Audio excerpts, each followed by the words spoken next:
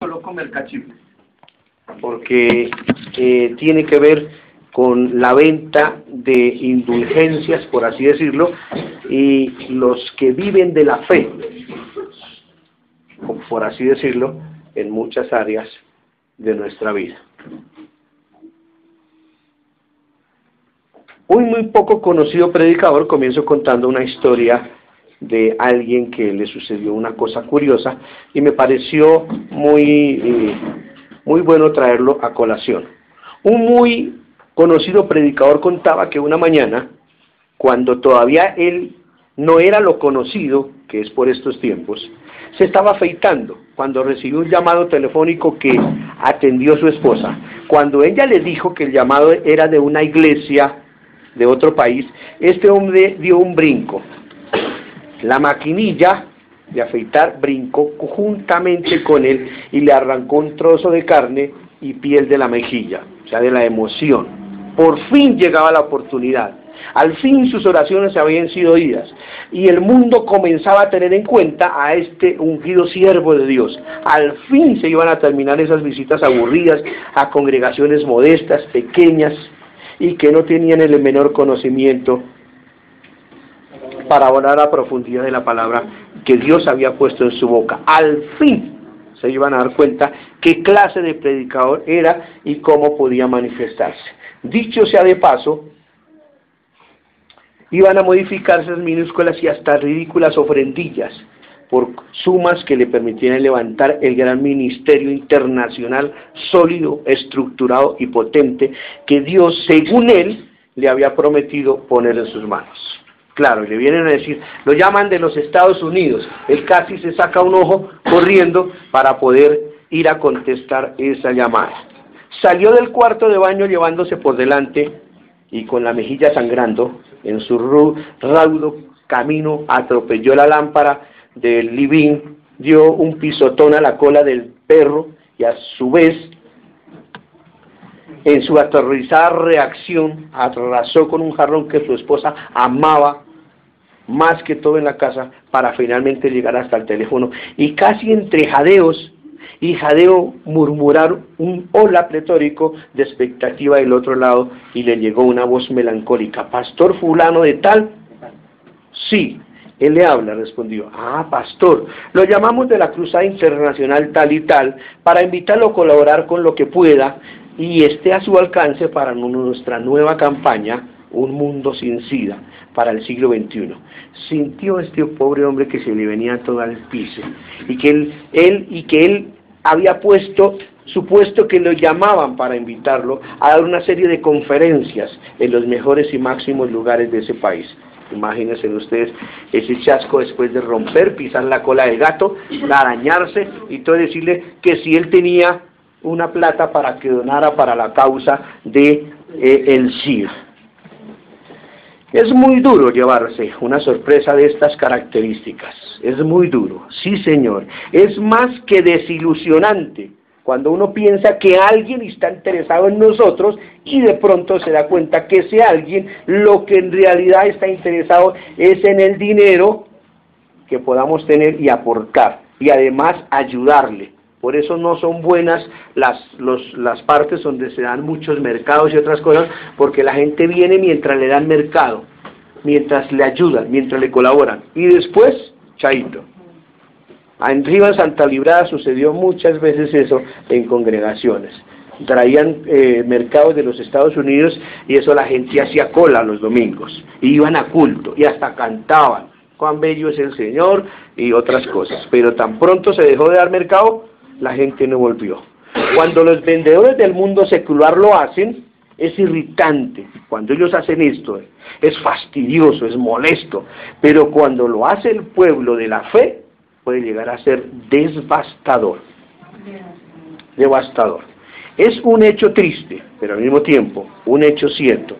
En muchos sitios hoy todavía se está usando la religión para ganancia y prestigio personal.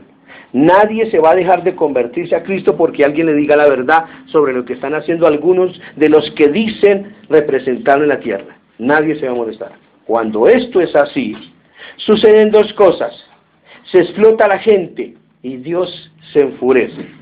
Cuando esto sucede, pasan dos cosas. Se explota la gente y Dios se enfurece. No se enoja sobremanera. No hay mejor ejemplo de esto que lo que sucedió en aquel templo de la historia después de que Jesús había entrado en la ciudad al lomo de asno. Fue al templo y habiendo mirado alrededor todas las cosas, como ya anochecía, se fue a Betania con los 12. Recordemos una de las escenas de ese domingo. Presta atención a algo muy importante.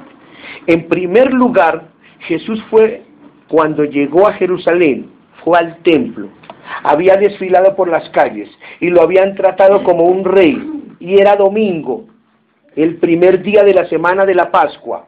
Ya conocemos qué es la Pascua, ¿cierto?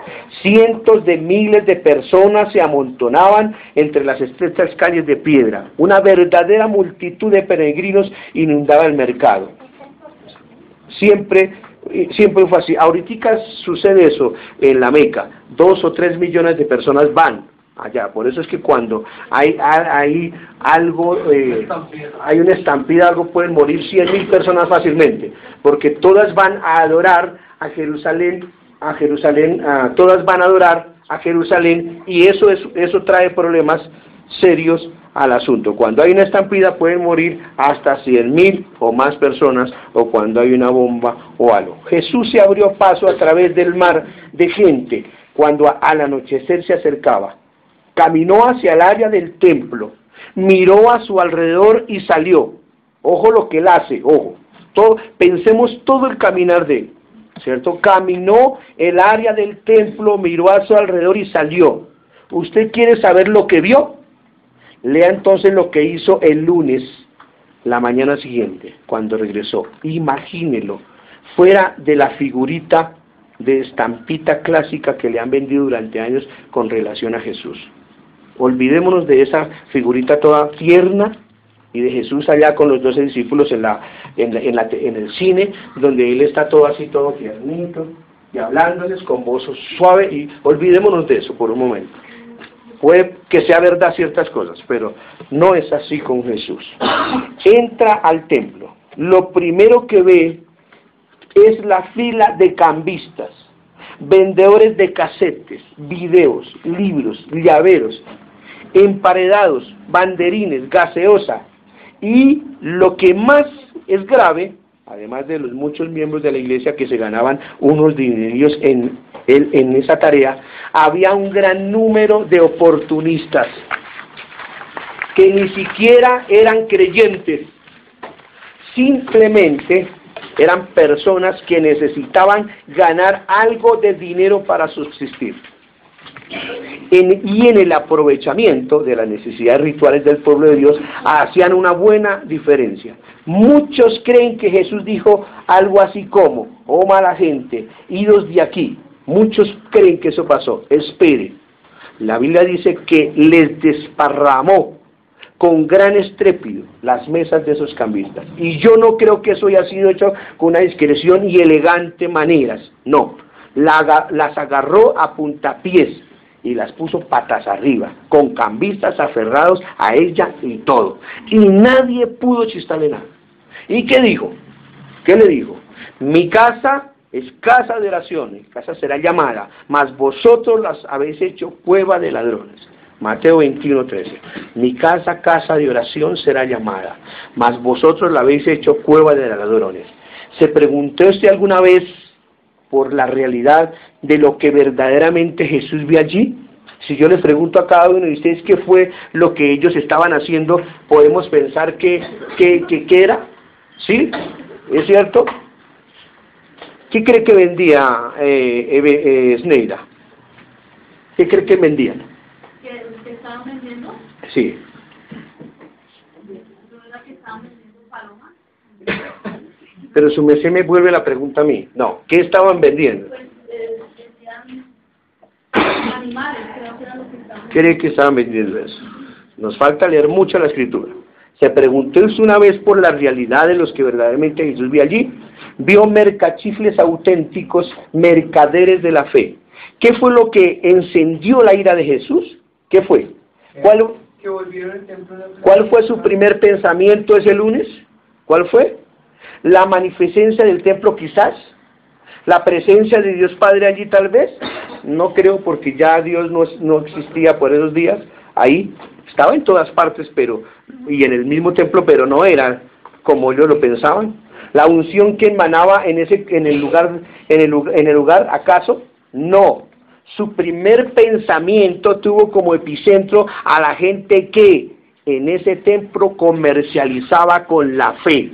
Eso fue la primera vista, o lo primero que él sintió eso. Era la semana de la Pascua.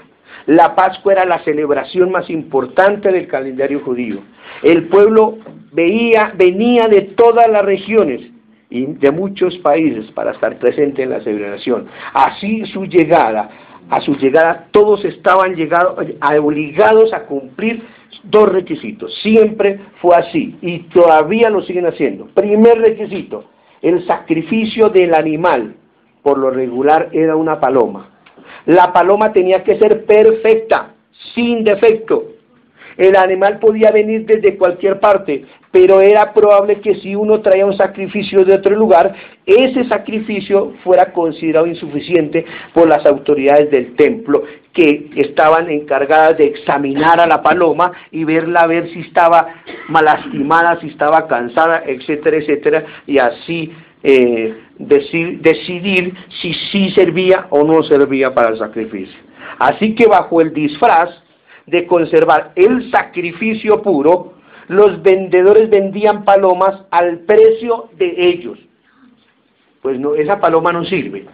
Pero aquí traía de su tierra el animal no se lo aceptaban. Decían que estaba muy cansado, etcétera. Y ellos tenían, ya después de que venían tan lejos, ¿qué hacían? Pero le tenemos la paloma precisa, la de acá. Y ellos la compraban a 20.000 pesos, por ejemplo, aquí le vale 25. No, y si no, vaya y compre a otro lado. ¿Qué hace un tipo que viene de otro país todo cansado? Pues comprar la paloma al precio que ellos le colocaban. Pero normalmente ya tenían y habían decidido que no servía la paloma.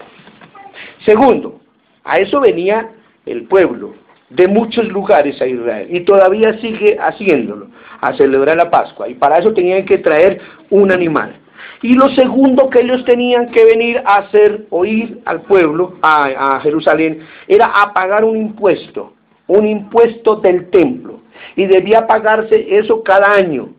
Durante la Pascua el impuesto tenía que entregarse en la moneda local, en pesos colombianos.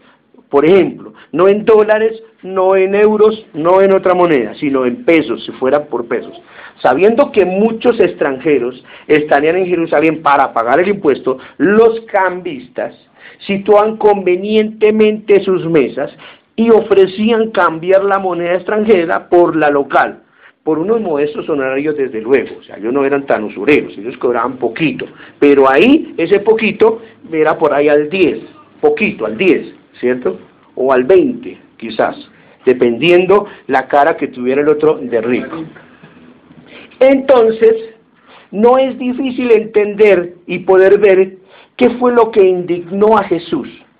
Los peregrinos viajaban durante días, y como se viajaba en aquellos tiempos, obviamente nada tiene que ver cómo se viaja ahora. O sea, no habían ni burros, ni bicicletas, no habían transmilenios, ni bicicletas, burros sí habían, ni otras cosas, camiones, ni nada para viajar, ni aviones. Entonces imagínense cómo venían, para ver a Dios, para ser testigos de lo sagrado, para adorar a su majestad, pero antes que pudieran llegar a la presencia de Dios, eran llevados a los purificadores. Lo que se prometía y lo que se entregaba eran dos cosas muy diferentes, porque se prometía una cosa y a la hora de entregar quizás ni siquiera se hacía el sacrificio que tenía que hacerse. ¿Por qué? Porque eran demasiados los sacrificios, eran miles y miles de palomas, o millones por así decirlo, y millones de impuestos que se pagaban, se recaudaban millonarias sumas de dinero. Por eso la mezquita y otras eran en oro puro, forradas las paredes en oro puro. Cuando Dios da una profecía sobre eso, que no quedará piedra sobre piedra. En el año 70 después de Cristo, el rey Tito vino y destruyó toda la ciudad, y al destruirla, al incendiarla, dice que el oro salía por medio de las piedras, y por eso para poderlo quitar no quedó piedra sobre piedra, pero fue por la abundancia de dinero que había. Nosotros nos chichipateamos por el diezmo. Uy, sí, nos tiembla la mano, nos tiembla todo, toca darle un machazo aquí para que suelte algo. Los judíos no son así, los judíos dan el 25% en abundancia, y Dios los bendice a ellos. ¿Con qué? Con dinero. Uno no ve un judío pobre, porque es una promesa, eso ya les dije la vez pasada. Nunca ve a alguien, y siempre los ve a los hijos y en los mejores puestos y todo. ¿Por qué? Porque ellos saben lo que tienen que hacer, y no se les tiembla la mano. Y eso es lo que iban a hacer, el sacrificio por sus pecados, un sacrificio que era anualmente, y la entrega del impuesto que tenían para el templo. ¿Usted quiere indignar realmente a Dios? Entonces interpóngase en el camino de los que quieren buscar y llegar a Él, y de los que lo buscan a Él. ¿De verdad quiere sentir el calor y el bramido de su ira? Explote a la gente en el nombre de Dios, y ahí los problemas son serios. Pero hermano, eso es exactamente lo que está haciendo en algunos lugares, ya lo sé, pero ¿cuándo lo has visto hacer? Hoy mismo. De acuerdo, hoy es domingo, y aguarda que llegue el lunes. A todos los mercaderes les habrá de llegar su propio lunes. Anote esto: los mercachifles religiosos avivan el fuego de la ira de Dios, de la ira divina. Si quieren, subráyelo. Vuelvo y repito, anotemos esto: los mercachifles religiosos avivan el fuego de la ira divina. Media hora en la reunión se tiran para poder pedir el diezmo y para poder inventarse nuevas formas de pedir plata, con el viejo truco de lo primero, sacrificios, porque tú tienes que pactar, y ya lo saben el resto porque hemos sido testigos. Y si yo soy un siervo de Dios, tengo que colocarme en el lugar de Dios y aborrecer lo que Dios aborrece, y si Dios aborrece eso, yo lo aborrezco también. ¿Por qué? Porque yo soy siervo del Señor. Ministro, ¿qué significa eso? En un momento dado, la paciencia santa de Jesús tocó fondo. Quizás recordó su propio principio: airarse sí, pecar no, ni degollar a nadie, ni fusilar a nadie. Solo entrar como una tromba, haciendo un desparramo descomunal de palomas, aleteando, mesas volando, dinero volando, plumas cayendo por aquí y por allá. La gente sale disparada como una bala. Los mercaderes, todavía sin entenderlo nada, se dispersaron por todas partes. Nadie entendió qué fue lo que pasó. Lo único que se sabe es que el Señor Jesucristo cogió todo y lo volcó. Y lo otro es que un solo hombre y nadie lo pudo detener. ¿Por qué? Porque es Dios mismo en su celo santo poniendo cartas en el asunto, tomando Él con su propia mano algo que nunca volvió a hacer, por supuesto, pero que ese día fue algo especial. Cuidado, esta no fue una exhibición impulsiva, no, porque era el Señor. No era una rabieta de mal carácter o de mal genio, como a veces sucede con ciertas personas. No, que tiran todo por rabieta y mal carácter, ¿cierto? Por chino chiquito o china chiquita. No, ese era el Señor, era el Señor. Fue un acto deliberado, con un mensaje intencional.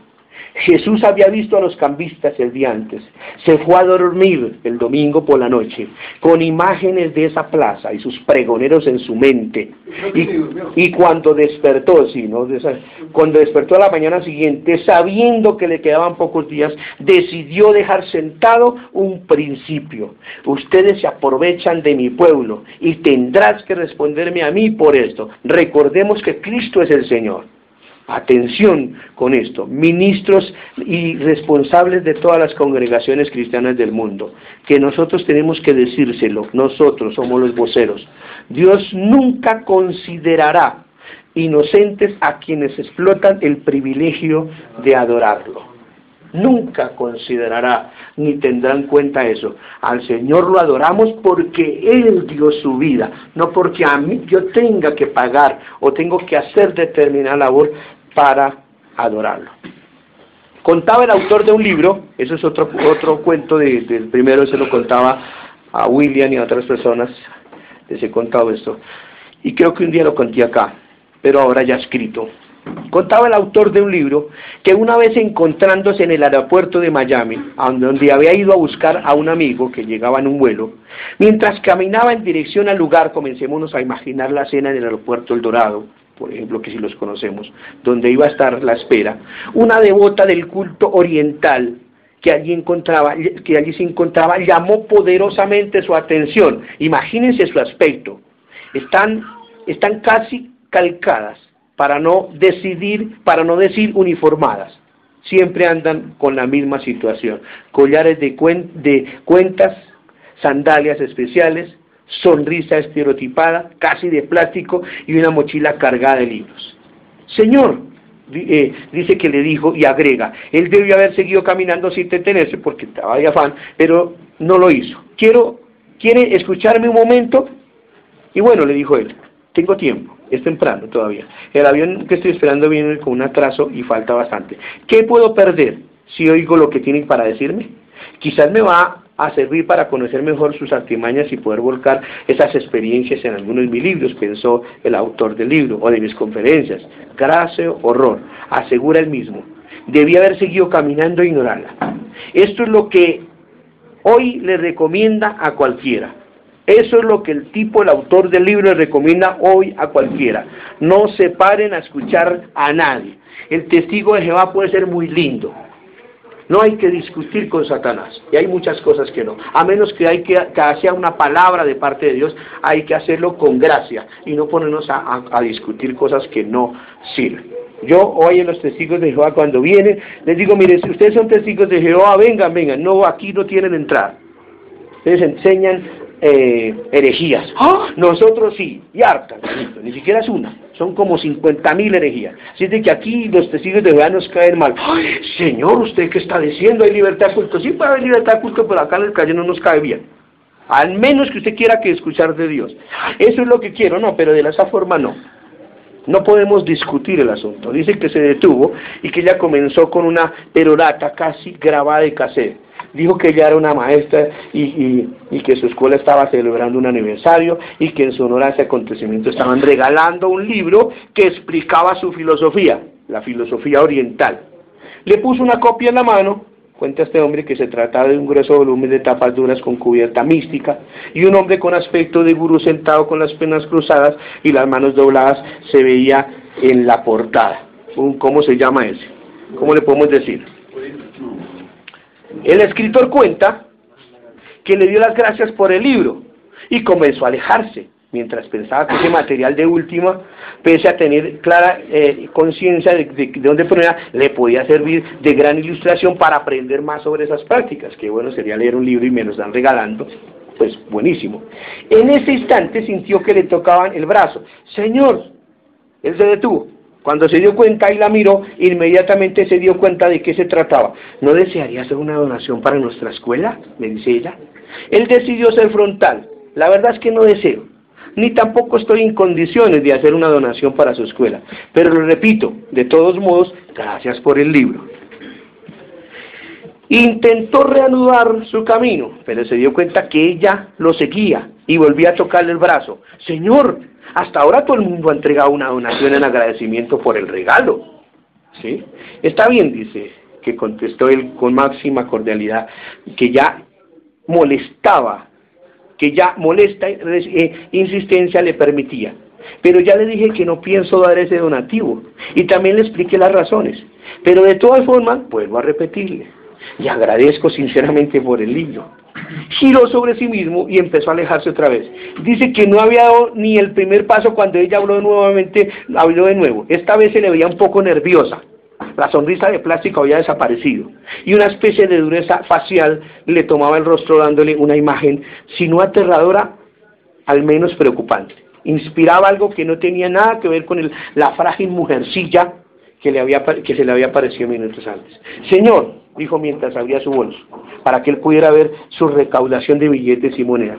Si usted fuera sincero en su agradecimiento, nos haría una donación que verdaderamente necesitamos. Volvió y le dijo la señora, y le mostró ahora la platica. Le dijo, mire, casi que le dice, mire, todo el mundo aquí, mire, todo el mundo da, y si usted fuera bien agradecido, pues usted daría una donación, ¿cierto? Eso es lo menos. Ya llegó, en ese momento, a la conclusión de que aquello era bajo, decididamente bajo, despreciable, insultante. Dice este buen hombre, y habrá que creerle porque testimonialmente no hay motivos para verlo, que él no acostumbraba a ser mordaz, pero que no pudo resistir la tentación de clarificar las cosas, aunque esa respuesta no fuera esencialmente digna de un cristiano sereno. Dice que le respondió, mire señora, yo no pongo en duda que usted tenga razón al decir que otras personas han colaborado, y hasta le creo totalmente en su escuela, y que le creo que totalmente su escuela necesite realmente dinero, pero lo que creo es que si usted hubiera sido tan sincera como me lo reclama a mí, no me hubiera regalado algo para después pedirme que se lo pague después, ¿cierto que no? La anécdota se terminó cuando ella hizo la demanda de querer recuperar el libro, pero este hombre dice que no se lo permitió. Se lo apretó bien debajo del brazo y se alejó. Consideró el inconveniente fuera de mal gusto que le dejó en la boca, una pequeña victoria sobre el monstruo mercantilista. Imagínense la escena, o sea, le regala el libro, le pide plata y no le doy, pero sí le pide, y cuando ya fue a quitar el libro, el tipo se debajo del brazo y salió corriendo. No, usted me lo regaló, ¿yo por qué tengo que dar? Y no se lo voy a devolver, ¿sí? Imagínense esa señora cómo quedaría, ofendida para pelear. Ahora vamos a los hechos concretos. Los mercachifles ganan más veces que las que pierden. El problema es que todo no nos remite a esas personas que visten ropas orientales y de otros cultos exóticos para comercializar con la incredulidad ajena. También se suele vestir de ropajes cristianos. Pero hermano, no existen ropajes cristianos. ¿Ah, no? No, nadie es cristiano porque se vista de alguna forma determinada. Yo particularmente creo que no siempre es así, pero de todos modos supongamos que usted tiene razón. ¿Cuántos sabemos entonces que un cristiano es un cristiano? ¿Cuántos sabemos? Y si se tiene que estar congregando en alguna iglesia, por supuesto que se congrega en una iglesia. ¿Quiere que le diga algo más? Hasta puede tener posición de liderazgo en esa iglesia y ser un mercachifle. Usted los ha visto hablar, el hablar suave, el vocabulario elocuente, la apariencia genuina, corbatica, ya saben quién es, pero ¿de quién está hablando usted, hermano? De nadie en particular, aunque por allí coincida con alguien que usted conoce, de un estereotipo que lamentablemente sobreabunda en nuestros templos y sirve máximamente para dar lugar a todas esas cosas que el mundo secular dice de nosotros y que tanto nos afecta, nos molesta y nos amarga. Pero no podemos defender como deberíamos porque sabemos que en el fondo en muchos casos es decididamente como esa crítica lo dice, está en nuestros televisores, están en nuestras radios, están en nuestros púlpitos. Y lo más triste de todo es que mi mamá asiste a una congregación así, mis hermanas asisten a una congregación así, mi tía puede asistir a una congregación así, mis familiares asisten. Entonces, ¿qué tengo que yo hacer? Tragármelas, comérmelas para no delatarlos. Y cuando delatamos, entonces nos echamos de enemigos a la familia. Me deja hablarle con total y transparente franqueza, aunque le moleste, aunque resulte molesto e irritante. Póngase una mano en el corazón. Ha llegado el momento de no seguir tolerando a los oportunistas religiosos. Son buscadores de sacrodinero que han manchado muy seriamente la reputación del cristianismo. Han embarrado los altares de la fe sincera y han tropezado los vitrales y han destrozado los vitrales del testimonio santo. Han manipulado a los que son fáciles de engañar. Subraye fáciles de engañar. Porque para que estos estén arriba, tiene que haber alguien. Para pelear se necesitan dos. No están dominados por Dios. Están dominados por la avaricia. No los guía el Espíritu Santo. los impulsa su propio orgullo. Son falsificadores de vaselina que sobresalen por su emotividad y fracasan por su doctrina, despellejan la fe para conseguir $1 y violan los bancos de la iglesia para sacar un pago. Nuestro Señor puso en su momento al descubierto los fraudes, por lo que me pregunto y le pregunto, ¿quién nos enseñó que debemos callar para no entorpecer la marcha de la iglesia dejando ver sus imperfecciones? ¿Quieren que le diga lo que pienso?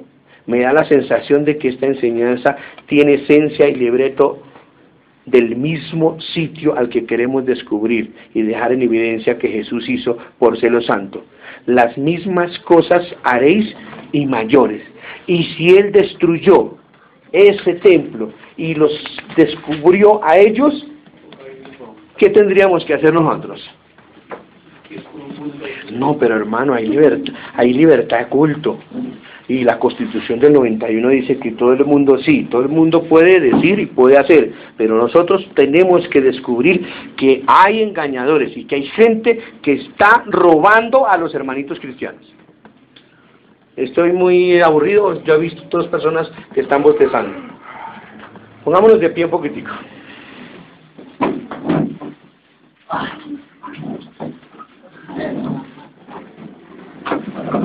Es un, ¿cómo se llama esto? Un estiramiento. Si alguien bosteza me pone mal, porque lo más terrible es que alguien esté hablando y que otro esté bostezando. Ojo. Ya podemos sentarnos, por favor. Quede en que las mismas cosas haréis y mayores. Quede en que nosotros somos los responsables ¿de qué? ¿De qué somos los responsables? De descubrir a... Sí, no tanto a los mercachiles, a descubrir a la cizaña. Ahora bien, la pregunta del millón es, ¿cómo hacemos para llevar adelante esto? Lo primero que debemos hacer, obviamente, es reconocerlos. Reconocer a los mercachifles del Evangelio y una vez detectados, descubrirlos, ponerlos en evidencia. Es allá lo roban. ¿Y por qué sabe que lo roban? Pues porque imagínense que el tipo ese se compró 3 camionetas y tiene 5 escoltas y que lo llevan a todas partes y él pide diezmo y dice, eso es obvio. Ya están descubiertos, ahora los ponemos en evidencia. Uy, pero hermano, no hay que decir nombres porque a mí lo que no me gusta de allá es que critican a todo el mundo. Aquí no, yo no he dicho nombres. Ojo. Pero si está esto en evidencia, eso es lo que el Señor les gusta. Lo único que traba y obstaculiza esto es que en muchos casos, por una simple cuestión de ignorancia, que viene del verbo ignorar y desconocer algo, que no es sinónimo de incultura o algo parecido, no, porque aquí pueden ser engañados muchos estudiantes de universidad, y mucho menos insulto o ofensa. Y con el pudor de no estar haciendo algo que ponga piedra de tropiezo en la predicación del Evangelio, los que terminamos protegiendo a estos mercaderes somos nosotros mismos. Sin embargo, y por si sirve, hay algo que en cada uno de ellos es notorio y evidente. Siempre hacen mayor hincapié en el fundamento de su tarea. Hermano, la visión del pastor, sea la iglesia, grupo o institución, etcétera, que en el protagonista principal de esa actividad. ¿Quién es el protagonista principal? Jesucristo. El predicador, el ministerio, el cantante por encima del Dios Todopoderoso. Uy, hermano, es que va a venir, bueno, ahí sí digámoslo, Marco Will. Y eso se llena, se abarrota en la congregación, porque es que ese Marco trae la unción, uy, ¿sí? O va a venir el mal hablado Alex Campos, esto que ha grabado, y de pronto lo pasamos lo subimos por internet, entonces me mete en líos, pero es así, viene Alex Campos y toda la gente, nosotros le damos el poder a esta gente, y se hace más énfasis en el predicador, en el ministerio, o el cantante, ay, el ministerio de música, y eso no es ministerio por ninguna parte de la Escritura. El que alguien cante bien o cante mal, no le hace a Dios ni cosquillas. Uy, es que yo sí, el Señor puede decir, es que yo sí escucho las canciones de Marco porque él canta muy lindo. Nunca, jamás en la vida. Cuando era pequeñito, cuando las niñas eran pequeñitas, una vez me cantaron Ana María y Patricia, con una panderetica salieron y me cantaron, y me recibieron y feliz, feliz cumpleaños deseamos para ti, y no lo cantaron bien, pero ese día yo casi me muero del nudo que se me hizo en la garganta, porque no es por cantar bien o cantar mal. Dios ve la intención del corazón. Es más, a mí no me gustan las canciones, a mí me gusta es que ustedes me obedezcan. Eso es lo que le dice al pueblo de Israel. Mire, yo no les di a ustedes ninguna ley de sacrificios, ni les dije que hicieran esto. Lo que les dije fue que me obedecieran, y que para eso, y que la obediencia se le iba a premiar. Eso fue lo que dijo el Señor. Y como consecuencia, el pueblo hizo todo lo contrario. ¿Qué hizo el pueblo? ¿Qué hizo el pueblo? El pueblo comenzó a hacer sacrificios y a pecar todo el año. No, yo no les dije que pecaran todo el año y que al final hicieran sacrificios. Lo que yo les dije es que se portaran bien todo el año, y si se hubiesen escachado en un puntico, pues al final de año, con un corderito o una paloma, pagaban el asunto. No, ellos ¿qué hacían? Todo el año pecaban, porque ya se les había dado papaya, por así decirlo, con el corderito, y al final de año venían y empatado. Y el Señor dice, estoy cansado, no me gustan sus benditos sacrificios. ¿Conoce usted alguno así? No se lance a la piscina antes de saber si hay agua, pero observe, su espíritu le dará la respuesta certera. En la iglesia de Creta algunos vivían con las almas crédulas de la iglesia, vivían de las almas crédulas de la iglesia. Pablo entonces aplicó calificativos que no eran melosos precisamente. Él dijo, a los cuales es preciso tapar la boca, que trastornan casas enteras, enseñando por ganancia deshonesta lo que no conviene. Ya en la iglesia de Creta había problemas, o sea que en esos días pues más, con toda la ciencia y todo lo que ha avanzado el asunto. Tenemos que aprender decididamente a escuchar. Yo quisiera que este párrafo todo lo subrayáramos, porque es importante. Nosotros no sabemos escuchar, y como no sabemos escuchar, entendemos mal. Y como entendemos mal, actuamos mal, predicamos mal y hacemos muchas cosas mal. La mayoría de los problemas que padecemos generalmente subsisten por formas dificultosas de escuchar lo que se dice. Cualquier pastor es testigo fiel de lo que voy a decir. ¿Cuánta gente al final de una predicación se acerca ofuscada como a pedirle cuentas al predicador por lo que considera como ofensivo de lo dicho en el mensaje? Uy, es que usted dijo ahí cosas que no debía decir, hermano. ¿Qué? Y descubrimos que eso que tanto lo ha ofendido no tiene absolutamente nada que ver con lo que dijimos. ¿Y cuántos sabemos que una vez que alguien cree haber entendido algo, es muy difícil que entienda que no fue así? ¿Qué camello para eso? Un día hablé que nosotros no éramos salvos ni por gracia, ni por misericordia, y que eso no servía. Y eso la gente, no, vaya después para cuadrarlos. Yo, no, eso. Un día dije que esta Biblia no era la palabra de Dios, es la Escritura, es una historia. Es historia contada, lo que le sucedió al pueblo de Israel. Entonces dice, no, hermano, usted es un hereje. ¿Cómo va a decir, hermano, que esa no es la palabra de Dios? Dije, la palabra de Dios es Cristo. ¿Y qué pelea la que tuvimos por eso? Porque no aprendemos a escuchar y a escuchar bien. Cuando los hermanos dijeron de sacarse un ojo, hablábamos con Miguelito después, y Miguelito me hacía caer en cuenta de algo que es cierto. Cuando hablamos de sacarnos un ojo, no se habla de sacarnos un ojo ni espiritual ni material. Tiene que ver con nuestro sentido del ojo, de la vista. Tiene que ver con nuestro punto de vista, con el mío. Yo opino, y el Señor me dice, tú no opines porque es mi punto de vista. Sácate tu punto de vista y deja que el mío gobierne por encima suyo. A ti te parece, pero yo no veo a las cosas así, dice el Señor. Entonces lo mismo, aquí escuchar es otro cuento. Tiene que decididamente con entender. que eso es lo que quiero que miremos. Entonces, es difícil que después de que alguien cree que haber entendido algo, y después decirle que no es así, padrecito, eso sí que es camello, y que cambie su posición, menos, y que reconozca su error y si desofenda, menos.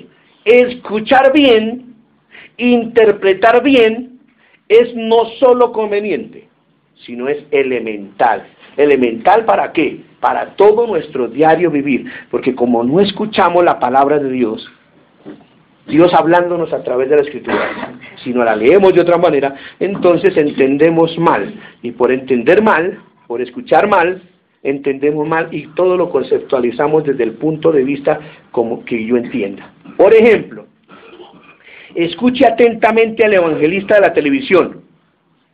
Si es necesario, analice sus palabras una por una. Haga lo mismo con el que está en la radio, o con el que vino de visita a su iglesia, o en último caso con el que oye cada semana. No, hermano, es que yo escucho la emisora tal. Ojo, escuche lo que él está diciendo. ¿A dónde va el peso del mensaje? ¿En su salvación?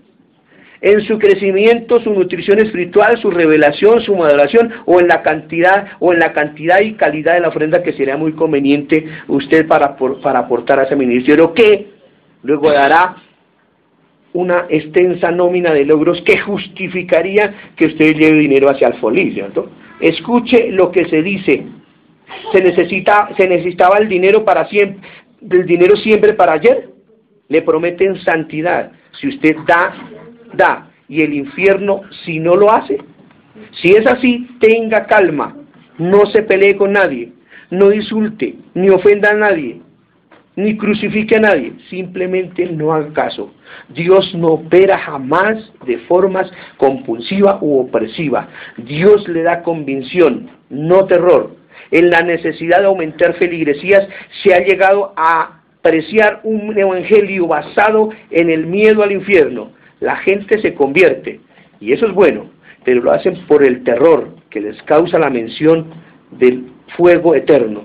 La conclusión llega que ingresan a la iglesia a un buen número de personas acompañadas por una alta dosis de miedo, y en el mundo del espíritu a quien no sabe y a quien no trae del brazo a la iglesia. Estuvimos hablando con Miguelito la semana pasada con un hombre que entró a la panadería. Estábamos tomando tinto y estábamos hablando efusivamente cuando algo me causó curiosidad. Un anciano, unos 70 años, entra y ofreciendo toallitas. Señor, me compro una toallita, todo así como guanachoncito, me compró una toallita. Entonces, no. Entonces se sentó al lado y pidió un perico. Y yo lo miré y me causó curiosidad y le dije, es terrible la vida vendedor. Porque de 100 que le dice uno, le vendo la toallita, 100 le dicen, no, ya tengo. Y él comenzó a decir, no, sí es cierto, 100 dicen que no, bueno, pero yo vendo. Y además la palabra de Dios dice que el que no coma, que el que no trabaje, que no coma. Entonces yo hago mi labor de trabajar y todo eso, qué bueno. Y el tipo comenzó a evangelizarnos a Miguelito y a mí. Imagínense usted, pero nosotros escuchamos atentamente. El tipo comenzó por allá, comenzó por acá, y yo no quería, porque quería hablar con Miguelito unas cosas importantes acerca de esto, porque estas cosas se cuadran acá con charlas con ustedes mismos, anécdotas como la del loco. Hoy le conté una anécdota del loco hago un paréntesis para contarle la aplicando esto a lo que estamos hablando de entender. Un loco se creía, ahorita les cuento la historia de ayer, un loco se creía que estaba muerto, ¿cierto? Un loquito. Entonces, no, que yo estoy muerto, y todo el mundo, no, que usted está vivo, que no, que yo estoy muerto, decía el loco. Entonces un día, ¿qué hacemos? Entonces alguien le pagó para que un psiquiatra lo viera, y el psiquiatra comenzó las sesiones haciendo que el tipo se convenciera que él estaba vivo y no estaba muerto, el loquito. Entonces, como a las 3 secciones él se cansó, y en la 4ª sección el psiquiatra dijo, no, pero yo ¿cómo hago yo para convencer a este loco que no está muerto sino que está vivo? ¿Qué hago yo? Ya sé, los muertos no sangran. Esa es. Los muertos no sangran. ¿Cuándo ha visto un muerto sangrar? Nunca, ¿cierto? Entonces, cuando llegó, se sentó el loquito y le dijo, usted no está muerto. Sí, que yo estoy, usted no está muerto. Bueno, está bien. ¿Usted sabe que los muertos sangran o no? Entonces el loquito dijo, no, los muertos no sangran. Entonces, el psiquiatra dijo, aquí lo convencí. Y le cortó un dedito y sangró. Y el loquito gritó y dijo, ¡ay, Dios mío! Ahora sé que los muertos sí sangran. Entonces, lo mismo nos ocurre con nosotros. Hay cosas que después para desdibujarnos el asunto, que camello con eso. ¿A qué quiero ir con el asunto del señor de allí? Entonces pasó y nosotros afanados ahí, yo con afanado, pero no callado. Donde hablemos algo, se forma la trifúrica. Y él hablaba y la gente nos evangelizaba y todo el mundo ya comenzó a mirarlo como loquito al viejito y todo, y nosotros pues también de pronto dirán, somos loquitos, entonces nosotros no queríamos que nos dijeran que éramos loquitos, sino no le paramos bolas. De pronto el tipo, Miguelito hizo la pregunta que tenía que hacer, ¿y usted a dónde se reúne? Esa era la que no tocaba hacer, porque el tipo dijo, aquí donde los Jesús solos. Ay, donde los Jesús solos. Y nos dio papaya para hablarle. La del tipo. Pero lo que voy es, lo más aterrador es que el tipo habló del nuevo nacimiento, habló de que el Espíritu, ellos no creen en el Espíritu Santo, ojo, los Jesús solos. Ellos creen que el Espíritu Santo es una fuerza, que Cristo no es Padre, Hijo y Espíritu Santo, y etcétera. Pero explique cómo es la denominación de los Jesús solos son, creen que solamente Jesucristo es. La denominación de ellos. Es la Pentecostal Unida de Colombia, se llaman ellos. Y ellos quieren que solo existe Jesucristo, que los otros son nombres. O sea, el Padre es un nombre, Hijo es un nombre, Espíritu Santo es un nombre, son nombres, pero que el nombre realmente es Cristo. Entonces, nos habló toda esa situación, y ¿cómo? Tremendo el tipo, tremendo, convence a cualquiera. Pero como yo estoy diciendo acá, escudriñe qué dijo, cómo lo dijo. La mayoría de libros que se escribieron hace unos 10 años para allá, para hacia atrás, tienen mucho de la teología calvinista, tienen la teología de Wasmani, tienen la teología de Spurgeon, tienen hartas teologías, y resulta que eso no sirve, porque ellos eran preamilenialistas. Entonces, ¿para qué leemos? Ay, el libro, lindo ese libro, eso habla. ¿Qué habla? Habla de que Cristo viene a establecer un reino.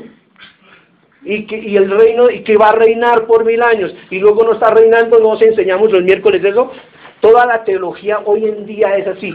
Los antiguos, porque los de hoy no sirven para nada. La teología de hoy no sirve para nada. Pues la teología evangélica hoy es muerta. Nadie sabe de Calvino, los jóvenes no saben de Calvino, no saben de Arminio, no saben de nadie. Ni la iglesia primitiva, siquiera. La teología es solo positivismo. Y solo positivismo, que eso es otro cuento. Entonces, por eso es que yo les digo que debemos escudriñar y saber si lo que están diciendo es bien o mal, porque parece que las palabras son buenas y pueden hablar de muchas cosas, pero no sirven para nada. Otra de las características, ya para casi terminar, del estafador eclesiástico, es que levantan más barreras que fe.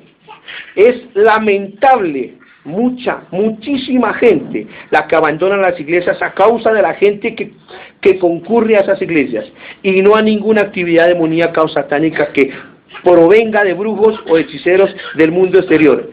Alguien que depositó su dinero en un banco y fue estafado, no solo le pierde la confianza a ese banco, sino a todos los sistemas bancarios de su país.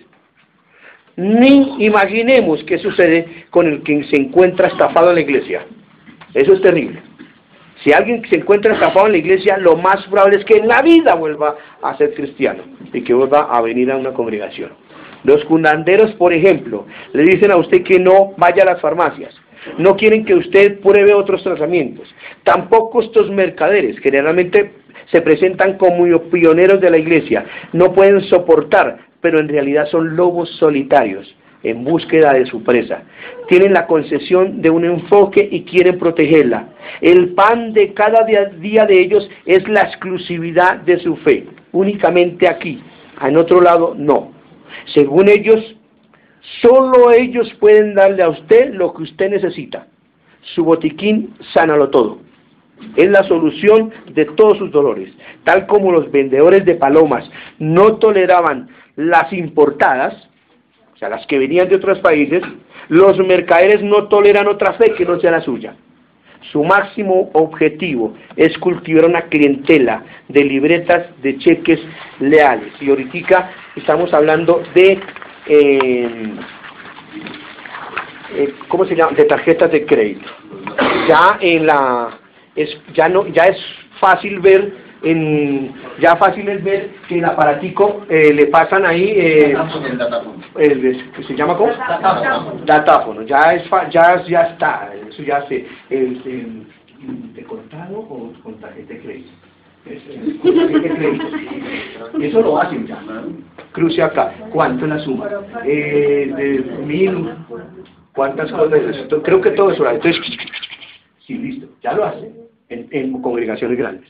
Claro, la congregación entra y lindo, esos pisos y todo, y allá hay una orquesta bravísima. Hoy fuimos en bicicleta al 80 y hay una congregación grandísima en la 13, en la antecito de la 13, ¿cierto? Sola, pero una pantallota de Portela. Una pantallota dentro y unos cantantes. Yo puedo pensar, por el oído que tengo, que ahí estaba Jesús Adrián Romero. Igualiticos. Para allá cito un avivamiento para las naciones de algo. Sí, a mano derecha aquí por aquí. Sí. Inmenso. Y él dice, ministerio de Portela, sillas desocupadas, totalmente, pero como con ese llamado así de buena música, buena orquesta, buena todo, la gente tiene que llenar eso de aquí a un año, eso tiene que estar llenecitico. Además, con todo lo que ustedes ya saben que se hace, ¿cierto?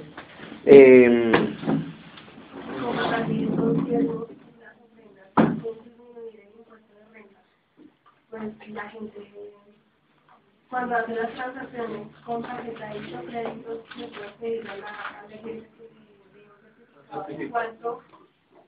cuánto tiempo en el año para poder deducir de los impuestos. Sí. Y eso es un buen dato. Bueno, la palabra dice, os ruego, hermanos, dice la palabra, que os fijéis en los que causan divisiones y tropiezos, en contra de la doctrina que vosotros habéis aprendido, y que os apartéis de ellos. Uy, hermano, ahí sí está grave, ¿cierto? Por eso es que nosotros tenemos que hacer un trabajo hormiga, convencer a una familia al año, una al año, no estamos hablando de eso, y pedirle al Señor que eso sea una realidad, para que haya un trabajito fuerte, sólido, no atraer a harta gente, no, es una familia, ojalá por cada familia que estemos acá, para que ellos sean fuertecitos en el Evangelio, así como estamos naciendo nosotros en el Evangelio, porque tales personas no sirven a nuestro Señor Cristo, sino a sus propios vientres, y con suaves palabras y lisonjan, engañan los corazones de los ingenuos. La pasión de Cristo el lunes es la indignación. No sé qué le pueden haber enseñado a pensar a usted, qué es lo que piensa usted de esto que estamos hablando. Lo único que sé es que si mi Señor actuó como actuó, yo sigo su modelo y trato por lo menos o por los medios que tenga, y sin hacer caso de juicios y sentencias, desenmascarar a los individuos que estaban con nosotros, pero no eran de nosotros. Dios ha estado durante siglos ordenando a los charlatanes que dejen de construir torres, estadios, torres de Babel y otras cosas. Dios siempre les ha dicho que el templo no es esto, que el templo somos nosotros somos el tabernáculo. Así debemos hacer nosotros también, porque si no lo hacemos, puede volver a suceder. Hubo un lugar así, un lugar especial así, se predicaba la palabra. No se vaya a creer que se incentivaba a la gente a incorporarse a la nueva era. Ojo con esta historia. Esto es una historia exactamente como el de la panadería, como el loquito, como el hermano que se estaba afeitando. Eso es una historia, o como el del libro, igualita. Pensemos el asunto, y esto es real. Y sucedió no hace mucho tiempo. Hubo un lugar así. Se predicaba la palabra con elocuencia. No se vaya a creer que se incentiva a la gente a incorporarse a la nueva era. No. O acudir a la mesa de los personeros del curanterismo. No. Era una iglesia que inspiraba confianza, que estaba realmente comprometida con el pueblo, que trabajaba con rehabilitación para drogadependientes, para delincuentes. Se predicaba acerca de Dios, se echaba fuera demonios, se hacían milagros y sanidades. La iglesia perfecta. Ya va a venir la pregunta, ¿a dónde está esa iglesia, hermano? No la busque, esa iglesia está muerta. Y su ministro principal también, y se llamaba Jim Jones. ¿Cómo se pronuncia? Jim Jones. Ah, ¿no? ¿Cuántas personas murieron? No me hagas esa comparación, hermano. Eso fue satánico el final. Eso fue satánico. El final sí.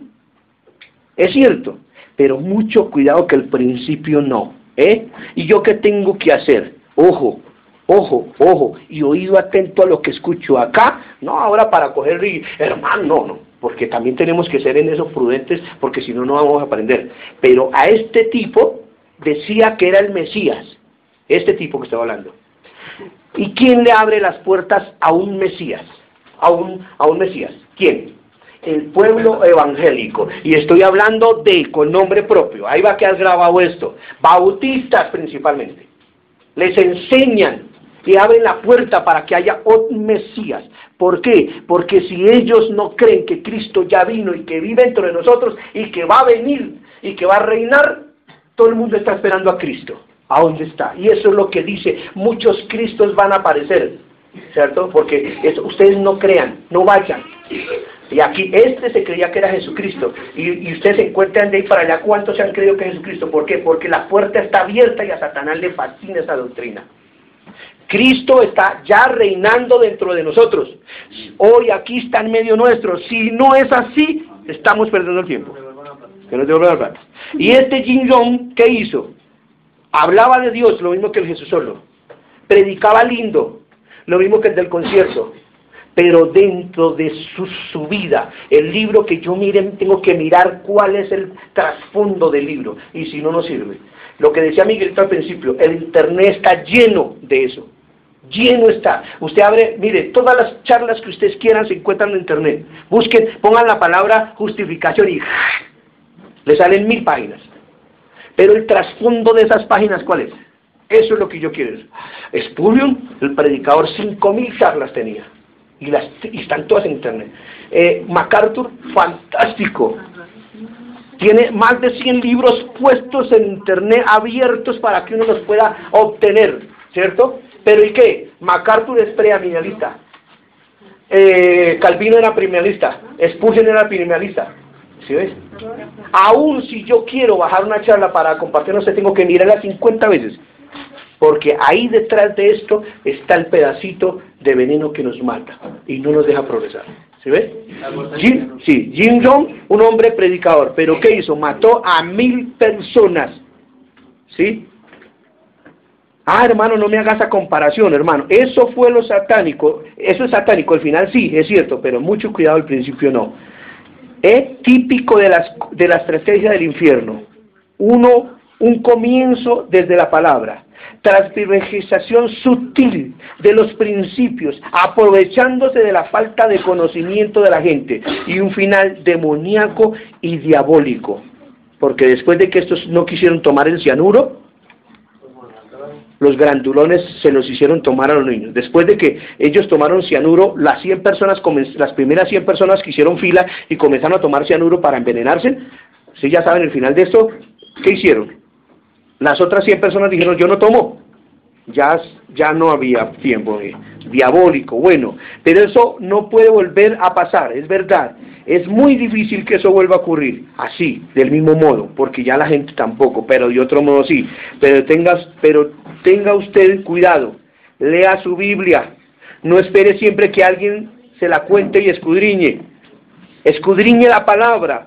Y vea si cada cosa que le dicen es verdadera. Así, por mucho, me temo que con algún grado de diferencia y de sutileza, no estoy demasiado seguro de que haya de que no haya alguna repetición indeseable. Por eso es que trato de arrimar la prevención de uno de los dones espirituales, es discernimiento. Y por eso es que yo le doy tanto al propósito eterno de Dios.